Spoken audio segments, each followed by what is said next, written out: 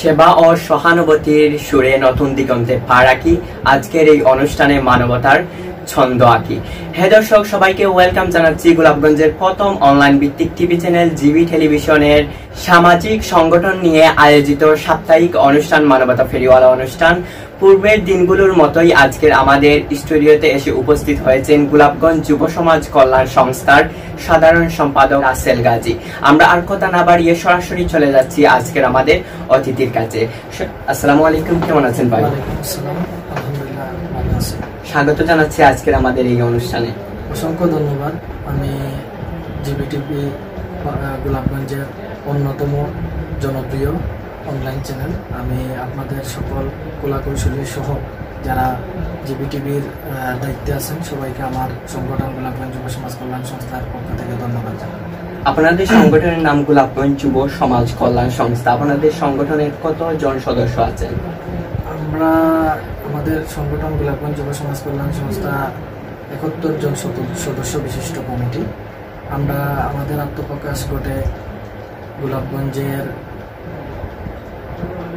ঐতিহ্যবাহী মসজিদ বড় মুকাম জামে মসজিদে আমরা দোয়া মাহফিলের মাধ্যমে 2020 সালে আমরা আমাদের সংগঠন প্রতিষ্ঠা করি।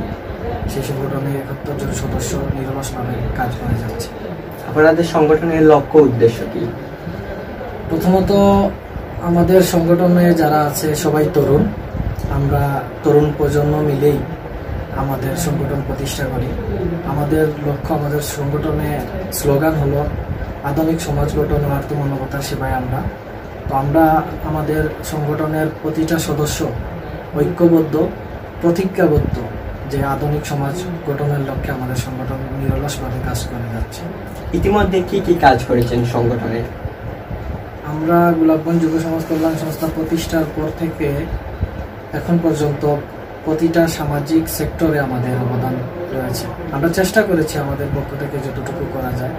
তার মধ্যে অন্যতম হলো আমরা দেশের যে কোনো ক্লান্তিময় সময়ে আমাদের সংগঠন সম্মুখ যোদ্ধা হিসেবে কাজ করেছে। আপনারা নিশ্চয়ই অবগত আছেন এবং গোলাপগঞ্জের উপজেলাবাসী নিশ্চয়ই অবগত আছেন যে বিশ্বব্যাপী করোনা ভাইরাসের যে তাণ্ডব, তার ধারাবাহিকতায় আমাদের গোলাপগঞ্জে আমরা আমাদের সংগঠন থেকে টিম করে আমরা মানুষকে সেবা দিয়েছি, সচেতনতামূলক পরামর্শ দিয়েছি, মাস্ক বিতরণ করেছি, হ্যান্ড স্যানিটাইজার বিতরণ করেছি যতটুকু। এবং কি আপনারা জানেন যে দেশে ওই রকম সমস্যা ছিল, যারা আত্মীয় স্বজন পর্যন্ত যারা মারা গেছে করোনা ভাইরাসে আক্রান্ত হয়ে, কেউ কিন্তু জানাজায় যায় না।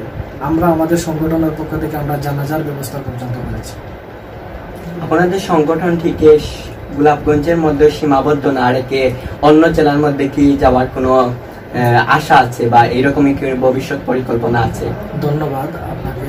সত্যি বলতে সংগঠন গোলাপগঞ্জ ভিত্তিক, যদিও গোলাপগঞ্জ যুব সমাজ কল্যাণ সংস্থা সংগঠনের নাম, তারপরেও যেহেতু আমরা মানবতার কল্যাণে কাজ করি, আমরা চেষ্টা করি গোলাপগঞ্জের বাইরে আমরা ইতিমধ্যে আপনারা অবগত আছেন যে আকস্মিক বন্যায় বাংলাদেশের বিভিন্ন অঞ্চল কিন্তু বন্যায় প্লাবিত।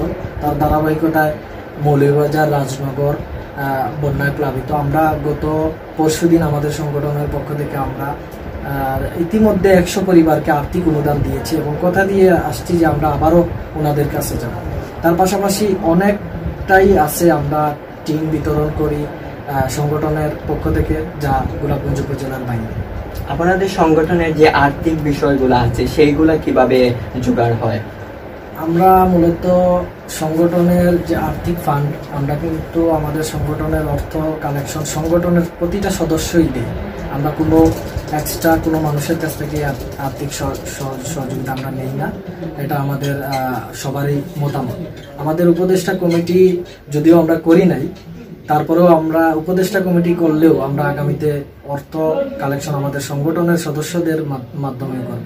তার ধারাবাহিকতায় আমরা একটা অটোরিক্সা কিনেছি আমাদের সংগঠনের জন্য, যা ফান্ড কালেকশন হয়েছে আমাদের সংগঠনের প্রতিটা সদস্যের মাধ্যমে। অলরেডি আমাদের রিক্সা চলতেছে, যার ইনকাম দিয়ে আমরা মানুষের কল্যাণে কাজ করি। যে আমরা দেখি যখন একটি সংগঠন প্রথমে তৈরি হয়, তারপর অনেক সময় কিন্তু সদস্যরা অ্যাক্টিভ থাকে, তারপর অনেক সময় গিয়ে দুর্বল হয়ে যায় বা তারা অ্যাক্টিভ এইরকম মন মানসিকতা শেষ হয়ে যায় যেটা বলি। তো কিভাবে একজন দায়িত্বশীল হয়ে সদস্যদের অ্যাক্টিভ বানাবেন বা এইরকম যদি কিছু বলতেন। সত্যি বলতে আসলে আপনি যেটা বলছেন এটা ঠিক। কিছু মানুষ আপনার দেখা দেখি আসে, তারপরে তার যে আগ্রহ বা সামাজিক কাজ তো আর মুখের কথা না, এটা আপনার নিজের সময়, নিজের পরিবারের সময়কে একটু মাইনাস দিয়ে আপনি মানুষকে সময় দিতে হয়। এই জায়গা থেকে অনেকে দায়িত্ব নেওয়ার পরে আসলে যথাযথ দায়িত্ব পালন করতে ব্যর্থ হয়। এই দিক দিয়ে আলহামদুলিল্লাহ আমি আল্লাহর কাছে শুকরিয়া জানাই। আমাদের সংগঠনের যারাই প্রতিষ্ঠা লগ্ন থেকে আছে, আমি বিশেষ করে আমাদের সংগঠনের সভাপতি অলিউর রহমান খান এবং আমাদের সংগঠনের সাংগঠনিক সম্পাদক জাহান আহমদ, প্রচার সম্পাদক আবু আসনাদ নাসিম এবং অর্থ সম্পাদক হুমায়ুন রশিদ নয়ন, মামুনুর রশিদ মামুন, রায়হান আহমদ, রাহাদ আহমদ, যাদেরকে আমি আসলে খুব বেশি কৃতজ্ঞতা জানাই। তাদের অক্লান্ত পরিশ্রমে আমাদের সংগঠনের প্রতিটা সদস্য কিন্তু ঐক্যবদ্ধ। আলহামদুলিল্লাহ আমাদের প্রতিটা সদস্য সামাজিক কাজে অতীতে ছিল, এখনো আছে। যে আমরা দেখতে পাই অনেক মানবতার ফেরিওয়ালা আসে যে সোশ্যাল মিডিয়া অনেক ভাইরাল হয়, তারা এক সময় মানুষের কাছ থেকে ইমোশন নিয়ে খেলা করে। তো আপনারা যখন কাউকে দান করেন তারপর কি এই ফটো আপলোড করেন, মানুষের ফেস দেখে কি ফটো আপনারা সোশ্যাল মিডিয়া আপলোড করেন? অত্যন্ত সময় উপযোগী প্রশ্ন আপনি আমাকে করেছেন। বাস্তবিক অর্থে যেহেতু একটা সংগঠন 71 জন সদস্যকে নিয়ে গঠিত এবং আমরা আমাদের সংগঠনকে নিয়ে অনেক প্ল্যান আছে, অনেক উচ্চতায় পৌঁছানোর ইচ্ছা আছে, সেই দিক দিয়ে আমরা কিছু ফর্মালিটি মেনটেন করার জন্য আমরা মূলত কিছু জিনিস নিউজ আকারে করি। তার মাঝে আমাদের অন্যতম চিন্তা ভাবনা হলো মানুষকে উৎসাহ প্রদান করা। কারণ আপনি যখন একটা জিনিস ভালো কিছু কাজ করবেন, আপনি যখন ভালো কাজটাকে একটু তুলে ধরবেন, তখন আরেকটা তরুণ যার মন হয়তোবা সামাজিক কাজে নাই কিন্তু আপনার কাজটা দেখে সে উৎসাহ পাইল, যার কারণে আমরা আসলে কিছু জিনিস আমরা শেয়ার করি বা পোস্ট করে থাকি। আর কিছু কিছু কাজ আছে যেটা আমাদের সংগঠনের সদস্যরাই জানে না, উল্লেখযোগ্য 4-5 জন জানে, আমরা ঠিক ওইভাবেই দান করি, অন্য কাউকে আর জানতে দিই না। এখন একটু সংগঠনের বাইরে আপনার ব্যক্তি জীবনে প্রবেশ করি। কত বয়সে বা কোন ক্লাস থাকতে আপনি এই সামাজিক সংগঠনের সাথে যুক্ত হয়েছেন? আমার সামাজিক কর্মকাণ্ড প্রায় 10 বছরের উপরে। আমি মূলত আমার আব্বা ছোটবেলা থেকে দেখে আসছি, উনি ওনার জায়গা থেকে চেষ্টা করেন সবসময় মানুষের পাশে দাঁড়াতে। আমি আমার আব্বাকে দেখে আমার উৎসাহ জাগা, তখন থেকেই আমি ভালো কাজের সাথে নিয়োজিত। আমি আমার সামাজিক জীবন প্রায় 10 বছরের উপরে হবে। আমি স্বাচ্ছন্দ্য বোধ করি, মানে আমার কাছে একটু ভালো লাগে মানুষের যে কোনো বিপদে কাজ করতে, মানুষের পাশে দাঁড়াতে, শান্তির জন্যই আমি সামাজিক কাজ করি। বিশেষ করে আমি তরুণ প্রজন্ম যারা আছে, যারা আমার সংগঠনে আছে, সবাই কিন্তু আমার রিকোয়েস্টের কারণেই সামাজিক সংগঠনে আসছে এবং সামাজিক কাজ করছে। আমি প্রতিটা সদস্যকেই বলবো সামাজিক কাজ করুন, এটা একটা উত্তম ইবাদত। যে আরো দুটি আপনার কাছে প্রশ্ন রাখতে চাই যে আপনার এই মানবতার মানুষের জন্য কাজ করার পিছনে অনুপ্রেরণা কে, আর হচ্ছে যে বর্তমানে আপনি কি জিএনজি তে পড়েন বা জেনারেশন জেড বা জেনারেশন জেড পড়েন? আমি একটু আগে ক্লিয়ার করছি যে আমার সামাজিক কাজে উৎসাহ প্রদান করেছেন আমার আব্বা, যিনি সবসময় মানুষের কল্যাণে কাজ করেন। আর সব থেকে বড় কথা হইল সামাজিক কাজটা আমার একটা নেশা হয়ে দাঁড়িয়েছে। আমি আমার ব্যক্তিগত জীবনে সময় আমি একটু কমিয়ে আমি মানুষকে সময় দেওয়ার চেষ্টা করি। আমার লক্ষ্য এবং বিশেষ করে আমার সংগঠন, প্রাণের সংগঠন গোলাপগঞ্জ যুব সমাজ কল্যাণ সংস্থার লক্ষ্য, আমরা আমাদের পক্ষ থেকে প্রতিটা সেক্টরে আমরা কাজ করে যাব এবং একটি আধুনিক নতুন বাংলাদেশ বিনির্মাণে বাংলাদেশের রাষ্ট্রের পাশাপাশি গণপ্রজাতন্ত্রী বাংলাদেশ সরকারের পাশাপাশি প্রতিটা সেক্টরে আমাদের অবদান রাখার চেষ্টা করব। ইতিমধ্যে আপনারা দেখলে পাবেন যে আমরা মাদক বিরোধী অভিযান করেছি, মাদক বিরোধী কর্মকাণ্ড করেছি। আমরা বিশেষ করে মাদক এবং দুর্নীতি মুক্ত বাংলাদেশ বিনির্মাণে নিরলসভাবে সরকারের পাশাপাশি কাজ করে যাব ইনশাআল্লাহ। ধন্যবাদ। একজন ভালো সংগঠক হতে হলে কি কি করতে হবে? একজন ভালো সংগঠক হতে হলে প্রথমত নিজের মনকে সামাজিক কাজে নিয়োজিত রাখতে হবে, নিজের মনকে সহজ করতে হবে। আর বিশেষ করে ধৈর্যটা এই ক্ষেত্রে অনেক প্রয়োজন।